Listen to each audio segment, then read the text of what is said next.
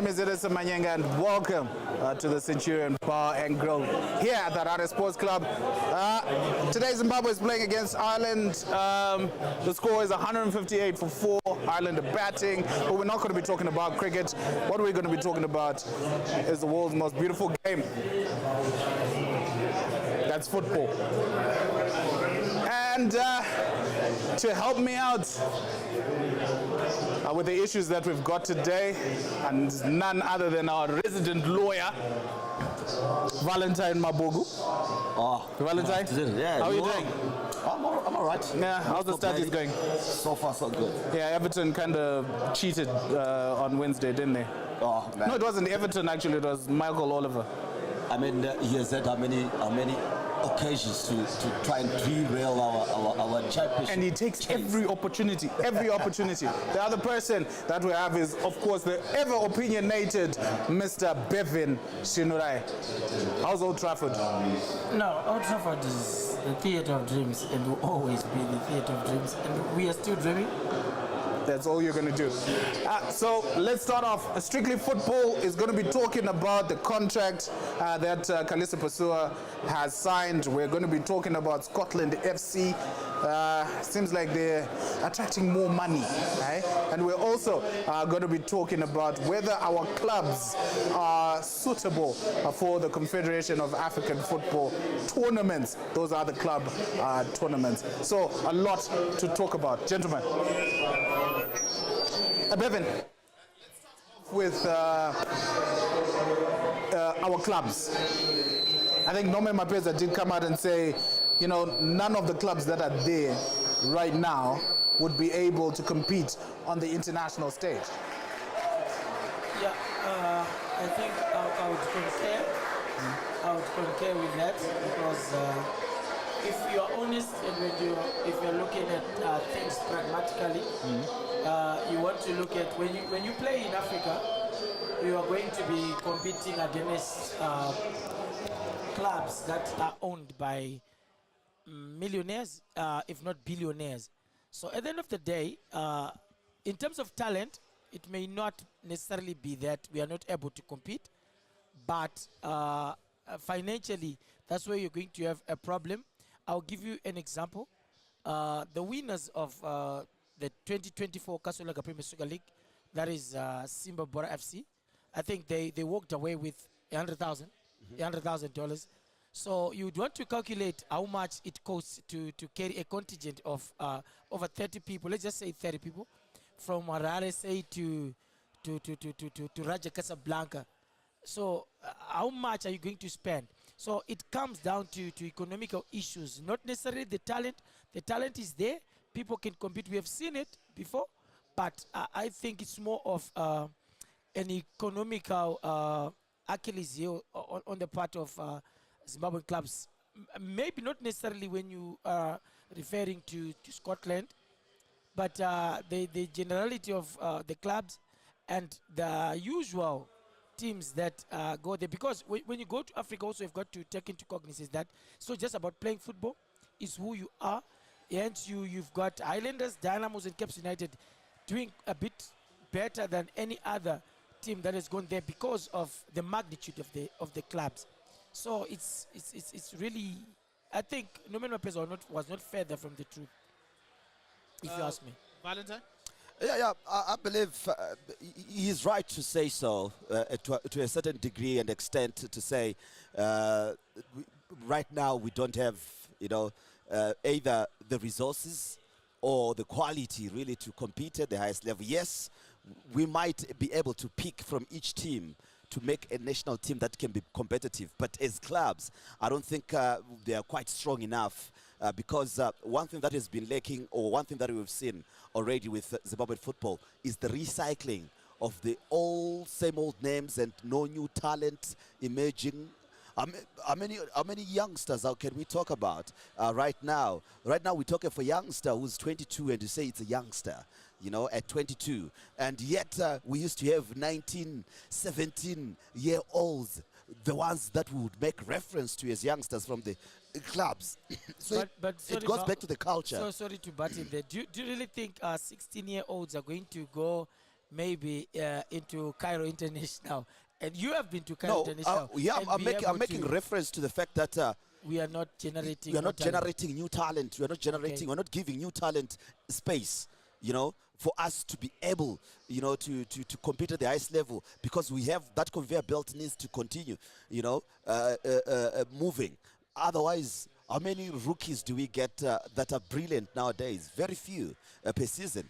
But look at yesteryear. You could pick 2-3 players from each team, you know, that were exceptional, that will move to the other teams later on.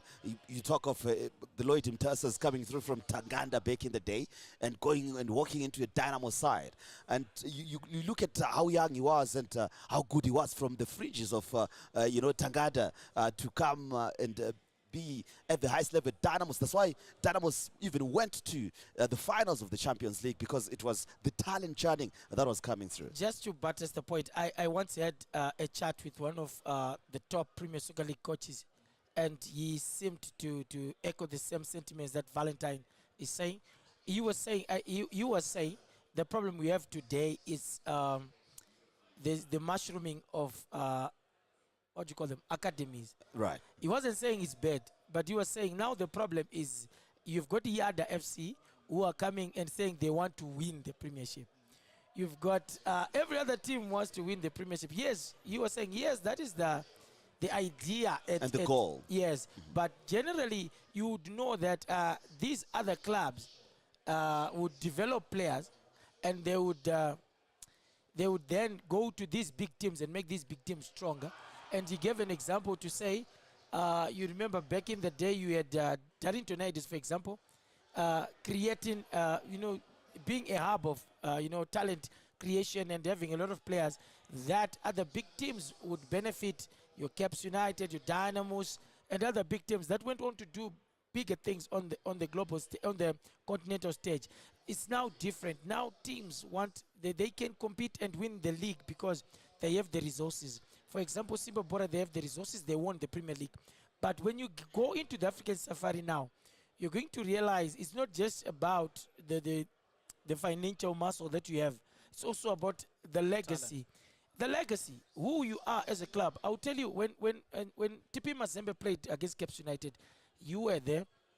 They thought they were playing against a small team, because they knew more of Dynamos than Caps United. So when they played against Caps United and they had to equalize late in the game, they were shocked. Okay, this team is good. But their biggest shock was when they came to Harare, when they realized the magnitude of the club in terms of the following. And they were shocked to come into the National Sports Stadium. They saw how big this club was in terms of support base. That's when they realized, wow, they're playing a big team. So if you're Simba Bora now, chances are you're never going to be playing at Wadzanai. So you're going to be playing maybe at the National Sports Stadium if it's done and if it meets the CAF standards. Then you will be exposed then. And there are a lot of things that happen in African football. You referred to Dynamos doing well in the Champions League. We all know how they got to lose that game. So at the end of the day, it's whilst I agree with the coach, I think it's a number of factors. It has to do with the financial status of the teams. It has to do with the legacy also. It has to do with the legacy. The sounds that you're hearing right now, the celebrations is that Zimbabwe have just taken another wicket. So it's 169 for 6 now. It seems like Zimbabwe are on their way to winning this at Harare Sports Club. So we are in agreement that it's not only about... Also, it is the DNA of most teams. Most teams nowadays don't have a DNA. Yeah. You know, and which is a big challenge in Zimbabwean football right now. They don't have a DNA because they're getting, you know, players from all over, you know, without the DNA, which is a challenge. You know what it means, Innocent? You might say it does not play a part in football. It does. It does play a big part because they're talking about the culture of the team. You're talking about continuity. You're talking about, you know, pride. A reference point, a DNA. You know, that's why you will find Dynamos back in the day, Murape, up to today. You can tell the Dynamo's DNA in It's him. still in him, You yeah. know, and some of the former legends. But right now, most players, yes, it's it's the free market. Yeah. Any player can go anywhere nowadays. But Yeah, what but- happens to the club's DNA and culture? That's a major problem, because not early in the days you never hear of a Caps United player playing for Dynamos, or Dynamos Never. playing for Caps United, or Dynamos going to Highlanders, or Highlanders going to Dynamos. It was a few cases here and In there. there. And I think in the 90s you'd say Tondera Mtambiko from Caps United to Dynamos. Then you had Makwinji Somapiri Somapiri, from yeah. Dynamos. Just a huge story. But exactly, and it made big headlines. And a story is told of Morgan Katazo and the fracas that actually happened when he played for Caps United seniors, having had a Dynamos background. So it was that, and I concur in terms of DNA. You know, I'll give you an example. He talked about Murape Murape. Dynamos would not lose with Murape Murape in that lineup. The same, it took Caps United the return of Leonard Tsipa, 2016, to win the Premiership. Look at the caliber of players that we're talking about. These are players that have the DNA that speaks to those teams. So the more the teams are doing what Valentine said, the less they become who they really are, and the less they're going to win. Because at the end of the day, a player, okay, nowadays, innocent, let's agree, football has become professional. The players have to be paid. But I will tell you, if a player has the right DNA for the club, you are never going to go on strike when you're playing Highlanders, if you're Dynamos or Yeah. Caps United. You're not going on strike. It's never going to happen. Yeah. We are going to go there, do the battle. After that, it's okay. When we are playing Lancashire Steel Shooting Stars, we are going to... Then we'll start talking. Not when we're playing these big games. But now, because these clubs, predominantly, they don't have... I'll tell you, for Dynamos and Caps United, Highlanders is a bit okay because they have got a vibrant junior policy that is there. For Caps United and Dynamos, now, if you go to their lineup, not even one player is from their juniors. Proper juniors. Now they can tell you, because of certain relationships with maybe some academies and stuff, these players can be claimed they are Dynamos juniors or Caps United juniors. But in the context of what we used to have, that is no longer in existence. So the players do not have DNA. You don't have your Ashley Musas now. You don't have your what you call them, your Gilbert Bandas. Yes. You no longer have your Murape Murapes. These guys that you know, this person is totally from these clubs, and it affects what happens even when you go to the safari, because you are never going to win. You're not going to win because you don't have the heart for it.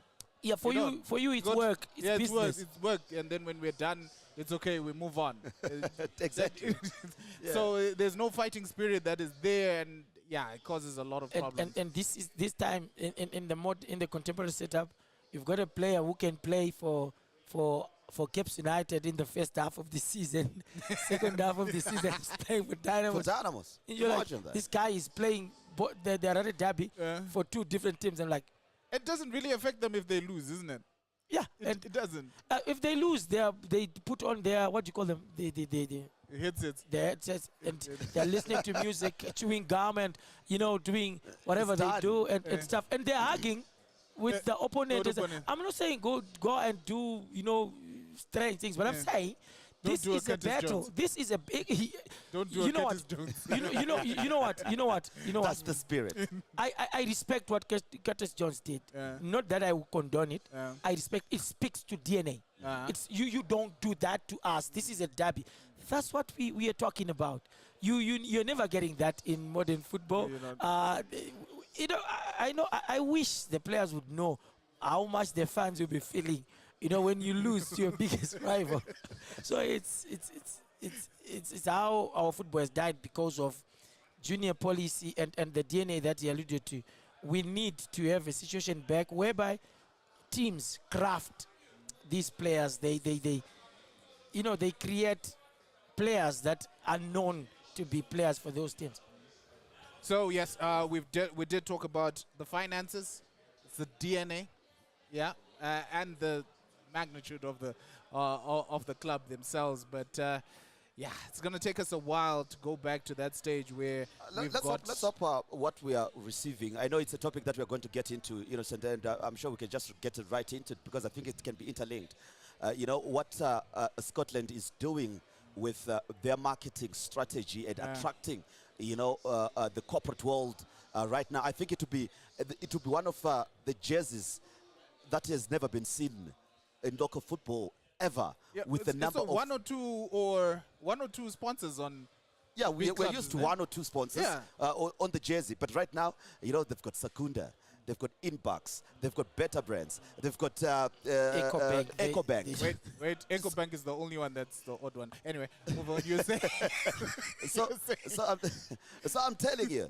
So I hope other corporates might feel the pressure that Scotland is going to bring, and they will try and also milk something from the game and sponsor some of the teams within the league. And we expect, obviously, the big three to attract that kind of sponsorship. So imagine a bank goes to Caps United, another bank goes to Dynamos, another goes to Highlanders, and already you find that the banking sector is in it. Then you've got mobile money companies also coming in to also compete with what Scotland have brought into the game. So they can't allow the other competitors to have a stake and a free a ride within the Premier Soccer League. So hopefully, let's hope the low-hanging fruits can be plucked from this one. Yes, it's something that has upset the apple cart, but maybe something beautiful and excellent for Zimbabwean football.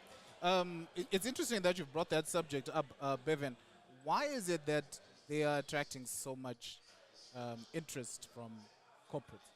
Yeah, basically, what happens with these big corporates is they will look for something that can push their brand.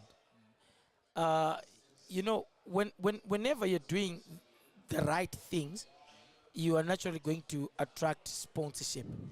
I think they have.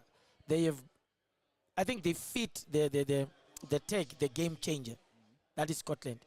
The way they penetrated the market and raised the stakes, so even all the other 17 Premiership teams, they are now thinking on their toes, because Scotland now, the value of a single player, check out the contract negotiations now, is totally different.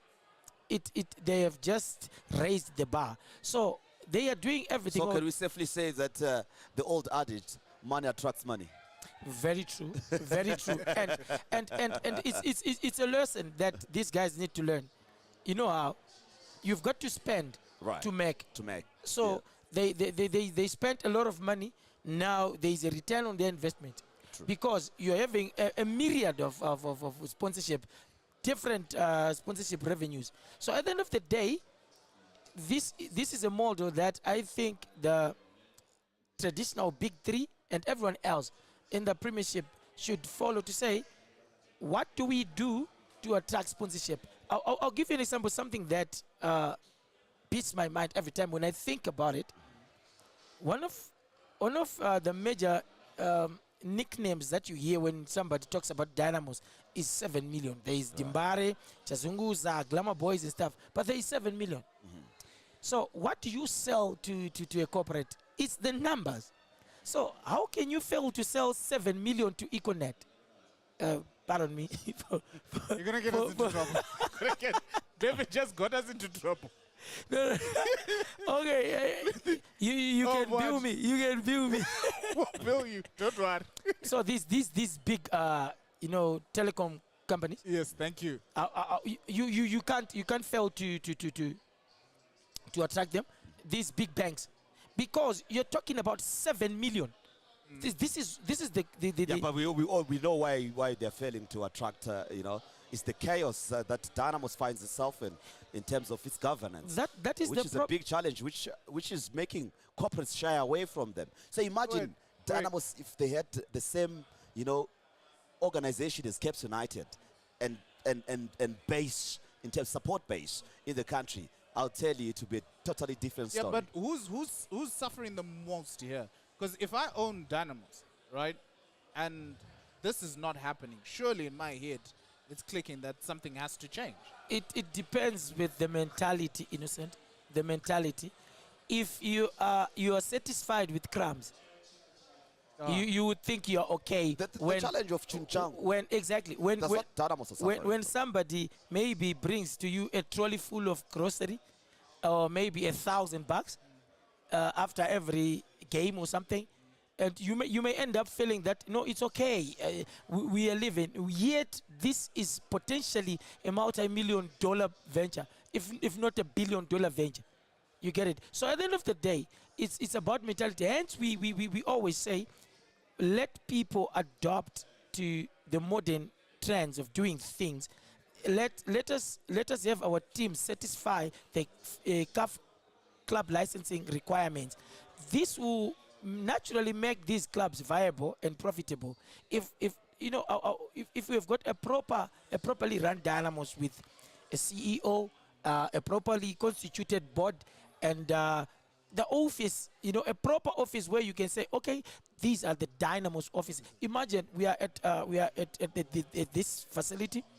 If where the cricket is being played is their training ground, and where we are right now are their offices and everything. They have got restaurants and everything. This is what you go and see. Not in Europe. If you go to South Africa, you're going to see that in South Africa. So imagine a big club like Dynamos. Of the big clubs, I think it's Islanders that have a sports club. Yeah. It's Islanders that have a sports club. So as long as you have not gone to those levels, don't expect to be competitive. You are not going to compete with our Al Ahly or with Mamelodi Sundowns. You're not. If the truth be told, there was a time that you could probably not juxtapose the name Dynamos and Mamelodi Sundowns. Dynamos was way up. You get it. But now, because these guys are doing things right, and they you know, a club like Dynamos can't be run like a tuck shop. Not in this day and age. No. But Ndechango. No offense, but that backward mentality to say, because maybe I'm the majority shareholder, or I founded this, of which we know nobody is not the founder. I'm saying we're not being specific. No, yeah, we're not being specific.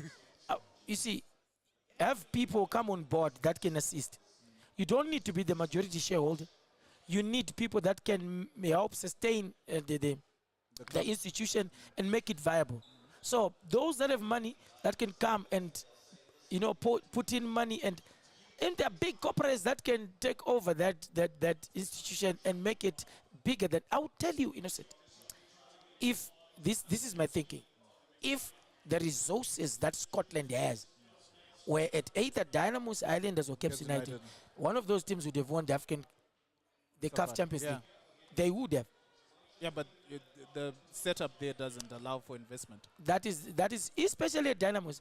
It's crazy. It's you know, I'll be frank with you. Not that we're talking about it. Let's just say it. You go. The last time I visited the Dynamos training, it was at Christ Ministries, and you know, there was grass that. You know, Oh my goodness. you get it. But the good thing I hear, they were now at Glamis Arena. But I'm saying, you know, this. But still not a very good pitch. You get it. And I'm saying the best of facilities. Dynamos should actually be having. Maybe they should just be having a challenge from Cape United in terms of monopolizing the best of facilities in Iran. Capital. Yes, but you don't get. They are in the lower. They are so low in the pecking order. It's shocking to realize arguably the biggest institution is having the crumbs of the cake when they're supposed to be having the lion's share of things. Valentine, doesn't pride have to come into play here at some point? I know you own it, right? I know you own the club. I know you run the club. But doesn't pride come into play to say, yes, you own it, but you can't have a situation where it's a strike every season, or you're training in such places? I think most people have tried to knock sense into that. It doesn't. It's not working, you know? And I don't know what they will wait for. Maybe the coming of the rains. The rains have been good this year. Yeah. And maybe this is good omen for Dynamo. Something is going to give. And nonetheless, and you know, I always love to see these big giants thriving. And look at the chaos right now at Highlanders currently. There is chaos. There's chaos. Look at the mess that was created. You see what the problem is? What we consider chaos here in Harare, Yes. right? It's different. It's different. Yeah. In Bulawayo, it's just a little bit. Yes. But for them, it's too much. Because what they're saying But is, we are so used to chaos. but everybody's when asking. we see that, we're like, it's perfect. So everybody's asking why Highlanders failed to pay the coach $26,000. The coaches that left. Victor. Yeah, that's a good question. There is a sponsor. There was a sponsor. There was a sponsor. Okay. Of So what course, happened? and there were get-takings and everything. And where were the financial records going into? Because no one presented them, you know, at the end of the year. And this has been a problem for Highlanders. Yes, you might say Highlanders might be administered in a different way from most clubs, but it's been chaotic for the past 2-3 seasons, you know. And now they had to rely on a benefactor to rescue them from this embarrassment, you know. This is not sitting well with the club supporters who are asking questions. But how did this all happen? You know, yet there was an executive in existence. You know, they need answers. Everybody's looking for those answers to say, no, this shouldn't have happened. It can't happen. Again, remember, right now they also have a foreign coach. So the question now they are raising is Kevin Kayindu being paid currently? Now this is where eyebrows are raised. Because easily, I would have thought Islanders can still do, you know, fill up a clubhouse and raise. They've got different chapters across the country. Yeah. You know, they say, okay, getting into that. Yeah. You pay what? You pay $3. And then they can have 5,000 or 10,000 people, you know, participate, and they easily pay back the 26,000. I would concur with that. Look, it's two preseason friendly matches for Islanders. I can tell you, they can pay that amount. Because if the issue what was is the problem then? I think he spoke to it in terms of The executive.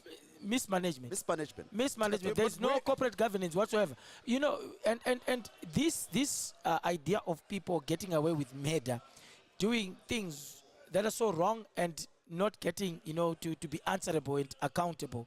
Because if there was a sponsor and funds were channeled out to say this is for the payment of whatsoever, the coach or whatever, then how come we're having these stories? And at the end of the day, this is what makes these teams less attractive to the corporate world.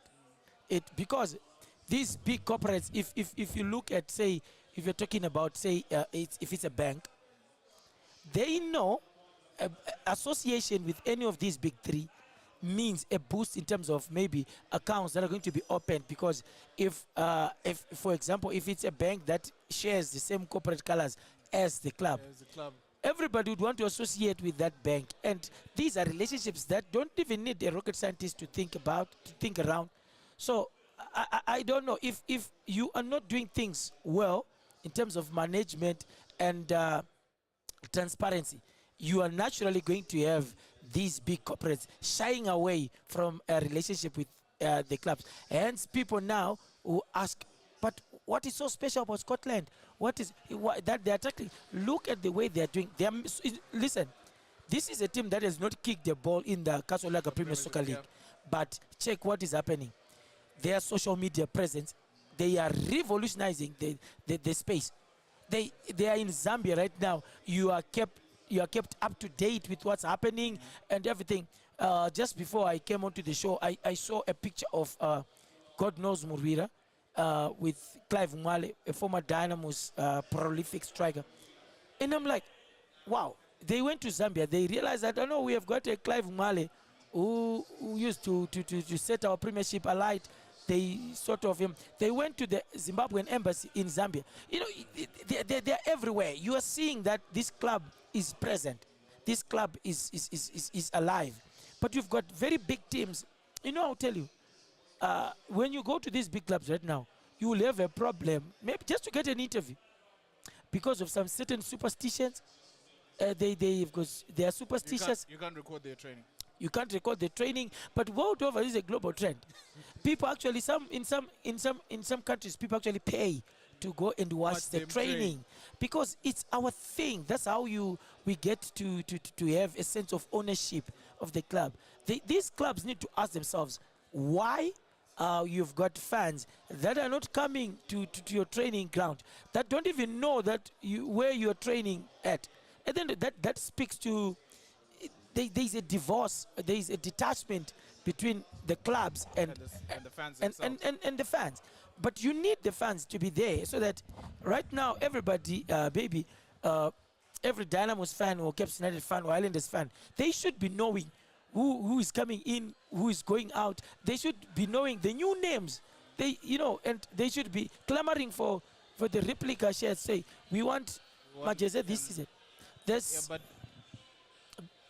these are things that you're not seeing. well, where had you gone? Where had you gone? Oh, I had to answer nature's call. Oddly specific. Yeah. It's specific. Yeah. You bring up a very interesting point. If you're not in the football circles, right, like deep in the football circles, I doubt anyone knows what God knows Moruera likes to eat. Yeah. What likes to do. Or if what team he grew up supporting. or if he drinks the wise waters, like you don't even know. You don't know. Yeah. Because none of them will give you access to those players. You're not allowed. But when you go, you've got your what is it called? The Manchester United. What is it called? Mungu, what is it called? The Manchester United what you call it? Media thingy, like LFC TV. What is it called? Is it Man United TV? Yeah. Stratford End. Yeah. Stratford End. All right. Yeah, like Stratford End. You know what does Rashford like? What does, and then the team and the fans then understand. Oh, this is our player, and there's a relationship that is built there. I went to training ground of one of the teams. I won't say which one. I was denied access to interviewing the players, and my issue was, your fans need to know at least who's there, who has come on board and stuff, who has left. Yeah. No, it's too early to be talking to the players, and I was like, okay. Dude, Marshall Maneti was bought on a Monday, wasn't it? On Tuesday. That very that day. That evening we had we had an interview with Monetti. But it's too early, cause why? What does it do to the club? I like I said, it comes down to superstition. They believe you know the things No, that it's lack of knowledge. You don't give excuses for ignorance. That's where the challenge is with most clubs here. They don't understand how publicity plays a pivotal role in their club's a certain Development. organization as well. So they need to understand that. The moment they start understanding that publicity and media play a pivotal role in attracting the sponsors that will they come, want. that Yes. they want. That organization, knowing that you have signed Soren, but everybody has to have a follow-up. There has to be a magazine. There has to be, programs. With social media, you have to be posting something. You have to keep it going. Whatever player is come through, or whatever young player is emerging, or whatever the club captain, what it is to show the top goal scorer, whatever. You always look for these angles and stories Can I ask these something? interviews. Can I ask something?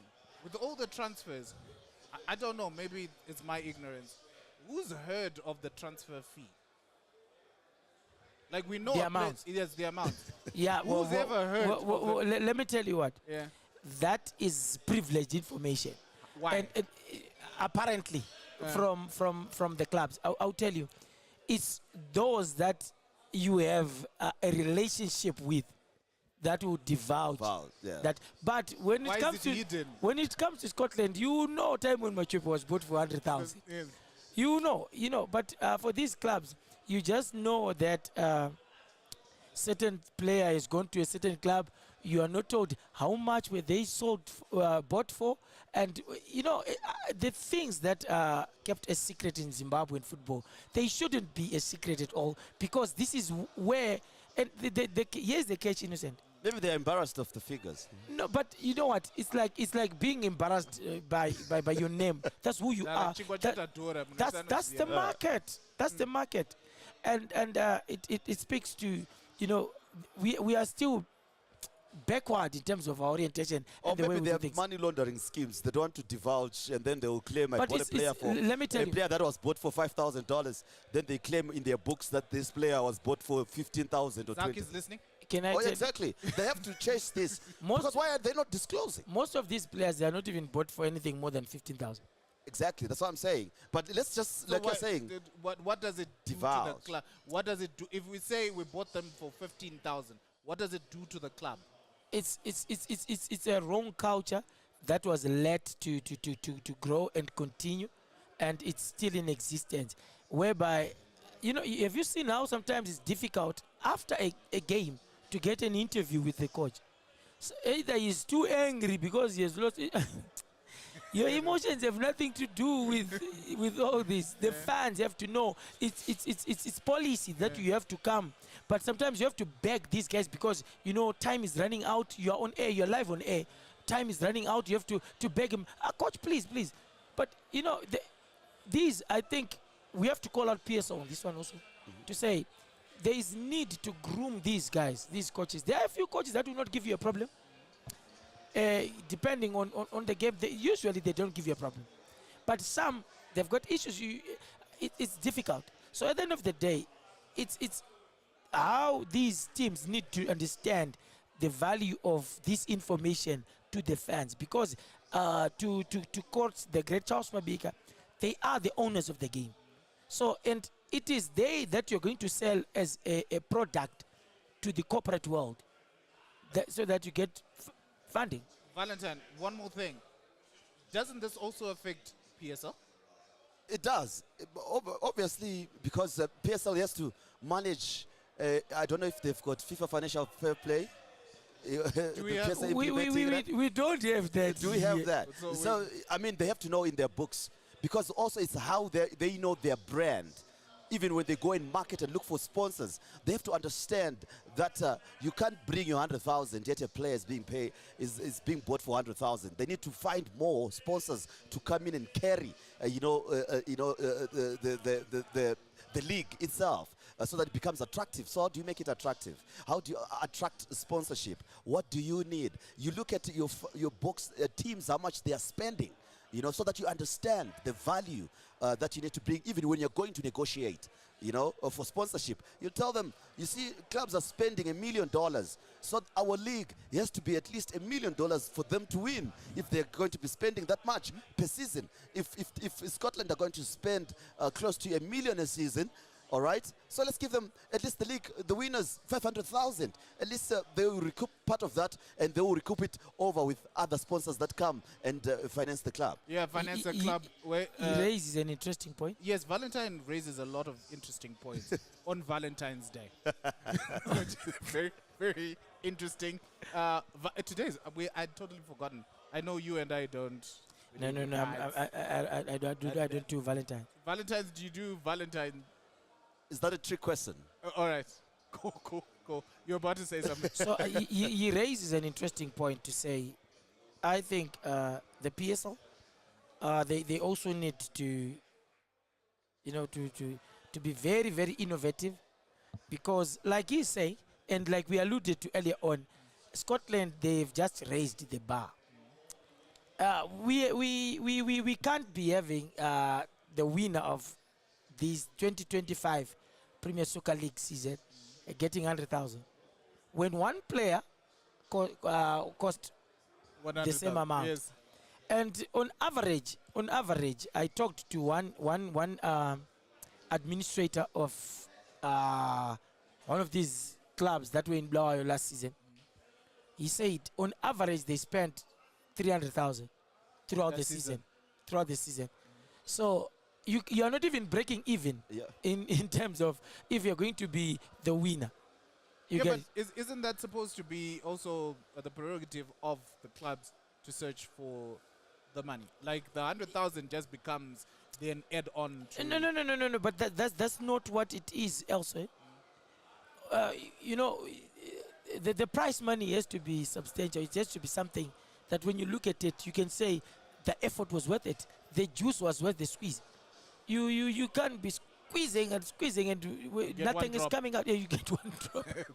You get it. Yeah. So at the end of the day, we need to have a situation whereby here's how you can go, you can circumvent these other issues. Let's have more cup tournaments. So if you're going to have, say, our version of the treble, Yeah. if you get the treble and Wait, we don't have a treble. what treble? We only got a double. You know, Oh, have a wait, treble. Champions League. Yeah. Champions League, Premier League, Chibuku Cup. And That's the no, treble. let's talk. In England, you can for example, you can still have a treble without winning the Champions League. Champions League. So that's what back then we had a lot of tournaments. Yeah, that was the Madison Trophy, the BP Cup. Yeah, back then. But we were going to bill you. No, Madison is no longer in Zim. BP is no longer in Zim. What was the other one? That's no longer. There were a lot. There's this big retail club, a big retail shop that appears to be folding. They had a tournament. that one. And there were a lot of tournament. There was my favorite was the main sponsor of the Premier League. There was a cup reserved for that, but my favorite was the Ziffa Cup. Oh, yeah. The Ziffa Cup, you had it's like your version of FA Cup. Yes. So I remember this other year when Cape United were put it out by, it was Haydon Raiders. Yes. Who can ever forget that? So it was interesting. You get it. So imagine, so these tournaments can then add to what the clubs can get. One may not win the league. I hope but with the new executive at Ziffa, they might revive that one because it's their baby. Yeah. We had the privilege of interviewing the acting CEO of the Premier Soccer League. He said that efforts are being made together with Ziffa to resuscitate the tournament, and I really hope it sells through. It was a good tournament, and back then it was not just for your information. It was not just for the Premier League clubs. Yes. It was for their juniors also. Yeah. So you would win your under 18 Ziffa Cup. It was good. So we need to have that. Yeah. Let's talk about Calista Pusua. Finally signed 2-year contract with the Flames of Malawi. Last week, though, we didn't talk about it. Did we talk about it? Clearly, last week he hadn't signed that contract, and we were wondering what was happening. Clearly, that's a contract to say we don't want you here, with the demands that are being put there for Calista Pusua. Yes, we know what he has achieved in Malawi. We know what he has achieved in Zimbabwe. We know what he has done with the Warriors as well. And you're saying they don't want Pusua in Malawi. Why give them? I think why remember how that contract was a bit of a problem with even somebody from the ministry in Malawi responsible for sports saying Calista Pusua being awarded that contract didn't follow the procedure. You know how you do with procurement, you advertise, you do this, then you secure the coach, you do the interviews, but it looked like Pusua was handpicked, and chosen. Because maybe the FA felt that because of what he had achieved in Malawi, he deserved to be given, that chance. But some said no. Still, you have to follow procedure. You have to follow, how you employ for good corporate governance as well. But having said that, I think it's something good for Calista. I'm sure you'll do some magic with him because he understands Malawi. But can you make them qualify for the World Cup? Can you make them qualify for the Africa Cup of Nations? It has become relatively easier nowadays for nations to qualify for the Africa Cup of Nations. So, and now also you have to look at the fact that... That's the thing, Bevan. You remember the last time when we were talking about qualifying for the Africa Cup of Nations in the 1990s, and then qualifying now, and this guy it was not. It's okay. Selective amnesia. Let's continue. Continue. No, you select things. To That's put why I'm saying selective amnesia. So you can go. No, now you have to find you know, the route to qualify for the Africa Cup of Nations, you know, it's much better because it has been expanded. No, it's You know, easier. Don't try to, it's to, much to better. play around It has with been- It's I know. easier All this right. time. There are no smaller Gentlemen. teams, so it doesn't become easy. Awesome, awesome. We're live here. We are here at the Centurion Bar and Grill. We are doing this podcast. Yes, we're talking about Kalisa Pasua's contract. And Valentine seems to think that they might qualify for the African Cup of Nations. He did that with a 2-1 with Zimbabwe, so Yeah. And, it could happen for Malawi. maybe I would want to maybe further clarity from Valentine when he says it's a contract that's literally saying we don't want you here. What are the contents of the that contract contract. that makes you say that? He's just going to pull that No, lawyer thing. I mean the demands, the Yeah, what expectation, demands? What the were the expectation. What are the You know, expectations? when you're given a contract, Bevan, Yeah. there are certain expectations and achievements that you have, you know. And if you are asked to realistically with a 2-year contract to qualify for a World Cup, really, 2 years, I don't think that's fair, to say the least. I know it's a national team, right, fair enough. But I think give a coach a contract of 4 years to qualify, because you know, he has to set up a certain trend and culture and cultivate what he wants to do, and that can be achievable within a 4-year, you know, turnover. But a 2-year turnover, a bit over ambitious on that part, and too over expected. Yeah, well, I agree with maybe the last part to say, you know, you've got to be realistic as an association to say you have not really done well at the African Cup of Nations, and you're already thinking of But the have they World qualified? Cup. Yeah. Have they ever qualified? They Yeah, beat us. remember they beat Oh, us in Cameroon. yeah, okay, yeah. Yeah, Forgetting the biggest thing I Kabadino remember. Mwango. Don't forget Remember. that. But it's for me, you've got to be realistic, and I don't know, but what I know is Kalicho Paswa is a darling of the Malawians in terms of Fits in football. well there. Isn't he from there as well? He's got roots there, isn't he? Yeah, well, that much I wouldn't know. But what I know is he is a darling, and if given support in time, It is rumored that he's related to the FA president, isn't it? I'm just giving And you... where are you getting this? It's a rumor. yeah. But even if he's related, So what are you trying to say there? no, even if he's related, No, I'm just saying he's let's got say- roots there. let's He's say- wanted, he's loved there let's because say- he's got roots there. let's say he is. Let's That's say what you're trying to say. Yes, Okay. that's what I'm trying let to us say he is related as he seems to be, you know, saying. But his results, they speak Ah, they've for spoken. themselves. This is probably the most underrated coach in Southern Africa, because you won 4 straight league titles in Zimbabwe, 4 straight league titles in Malawi. When he took over the national team, he presided over 2 games, 1 victory, 1 draw. You see, this is a guy who qualified Zimbabwe to the Africa Cup of Nations. When they were going to play, you know, they traveled aboard a Orchestrated the Munora demise of Zimbabwe. Ramabas. We're billing you again. No, that's Really, no, that's not advertising. I'm just saying did. you orchestrated the demise of Zimbabwe as well from the stands in Cameroon, if you remember. Also, Yeah? also. Trade secrets with the Warriors. And that's how Malawi beat Zimbabwe, isn't it? And he knew how to beat them. I have no idea.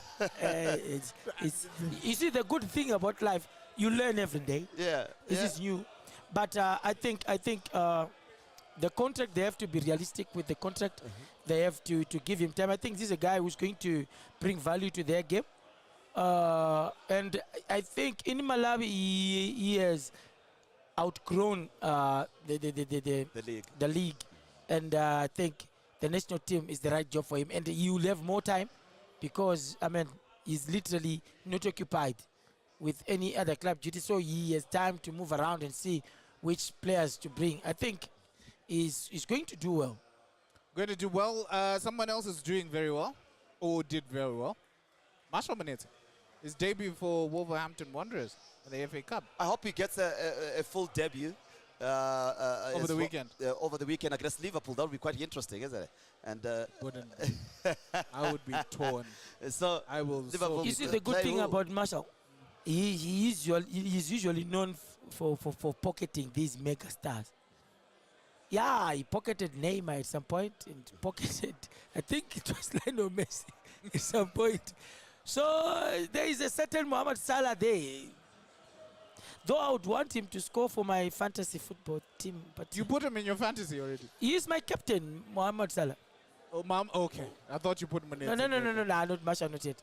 I thought you would have Ahmad as his captain. But, No. Ahmad isn't scoring anymore. This It doesn't know where the goal isn't is. about sentiment. This is about what's happening. This is about reality. It's like when You're being when you're pragmatic. playing Kandege, you've got to be. I got a strategy. But I you've got got, a strategy. you know, that's when we go to our favorite song, Val. Yeah. You gotta know when to hold them, and when to hold fold. them, and when to walk away. And where to It's walk away. strategy. Yeah, all right. Yeah, That's good. But there's something that we did notice in the game is that you remember when we talked about Marshall Manetsi's transfer, we were wondering where he's going to play. And we were talking about him playing more of a box-to-box, more of a defensive midfielder kind of. But when he came in, he was an attacking midfielder. I think he was playing with Cunha in a 4-2-3-1. But remember, that should not really come as a surprise. This is a guy who started off as a striker.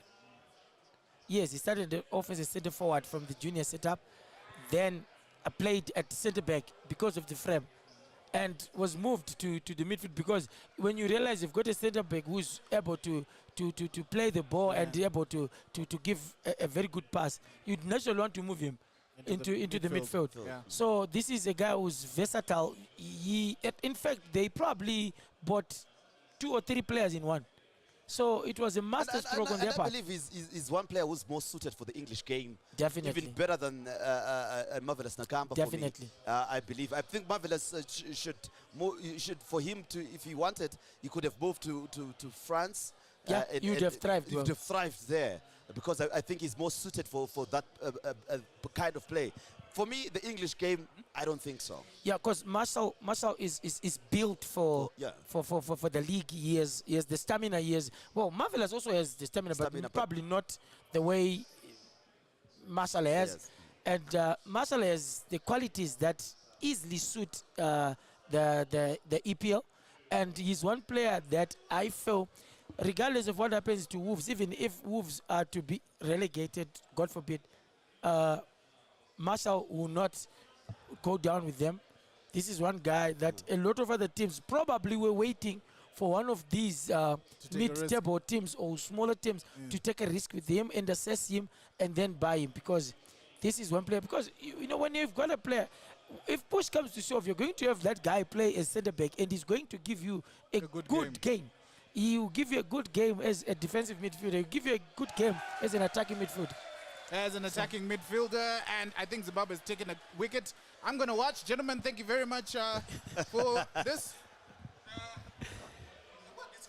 Yeah, Are you already leaving?